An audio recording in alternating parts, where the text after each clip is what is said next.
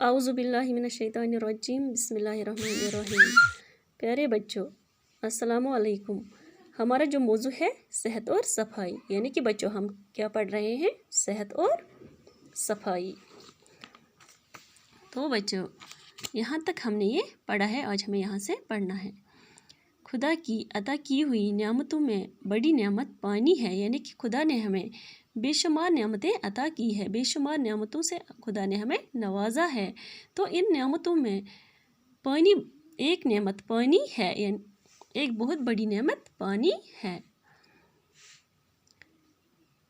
ہمارے جسم کا 3/4 حصہ پانی کی شکل میں ہے، اور ہمارے جسم کا جو 3/4 حصہ ہے وہ کس شکل میں ہے؟ پانی کی شکل میں۔ پانی خوراک کو اچھی طرح ہضم کرنے میں مدد کرتا ہے، اور پانی خوراک کو اچھی طرح ہضم کرنے میں بھی مدد کرتا ہے، یعنی کہ ہم جو غذا کھاتے ہیں اسے اچھی طرح ہضم کرنے میں پانی ہمیں مدد کرتا ہے۔ پینے کے لیے پاک اور صاف پانی کا ہی استعمال کرنا چاہیے، اور ہمیں پینے کے لیے صاف اور پاک پانی کا ہی استعمال کرنا چاہیے، یعنی کہ ہمیں صاف پانی پینا چاہیے، کیونکہ اگر ہم گندا پانی پی لیں گے تو اس سے ہم مختلف بیماریوں کے شکار ہو جائیں گے، اس لیے ہمیں صاف اور پاک پانی پینا چاہیے۔ ابالا ہوا پانی عام طور پر جراثیم سے پاک ہوتا ہے، اور جو ہم ابالتے ہیں پانی وہ جراثیم سے پاک ہوتا ہے۔ ہمیں زیادہ تر وہی ابالا ہوا پانی پینا چاہیے، کیونکہ وہ جراثیم سے پاک ہوتا ہے۔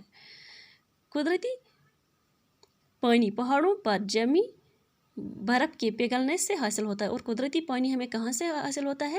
پہاڑوں پر جو جمی ہوئی برف ہوتی ہے وہ پگھلنے سے ہمیں قدرتی پانی حاصل ہوتا ہے، یا بارش سے ہمیں قدرتی پانی حاصل ہوتا ہے۔ کنووں، چشموں اور تالابوں کا پانی خالص نہیں ہوتا، اور کنووں کا پانی جو ہوتا ہے، چشموں کا یا تالابوں کا، وہ خالص نہیں ہوتا ہے، کیونکہ اس میں مختلف قسم کے معدنیاتی مادے شامل ہوتے ہیں۔ وہ خالص اس لیے نہیں ہوتا ہے کیونکہ اس میں مختلف قسم کے معدنیاتی مادے شامل ہوتے ہیں۔ اسی طرح سمندر کا پانی نمکین ہونے کے باعث استعمال میں نہیں لایا جاتا۔ اسی طرح سمندر کا جو پانی ہے اس میں زیادہ نمک ہوتا ہے، اور اس میں نمک کی زیادہ تعداد ہوتی ہے، نمک زیادہ ہوتا ہے اس میں، اور اس وجہ سے وہ ہم استعمال نہیں کر سکتے، وہ ہم پینے کے لیے اس کو ہم استعمال نہیں کر سکتے، یعنی کہ سمندر کے پانی کو ہم استعمال نہیں کر سکتے کیونکہ اس میں نمک زیادہ ہوتا ہے، اس لیے ہم اسے استعمال نہیں کر سکتے۔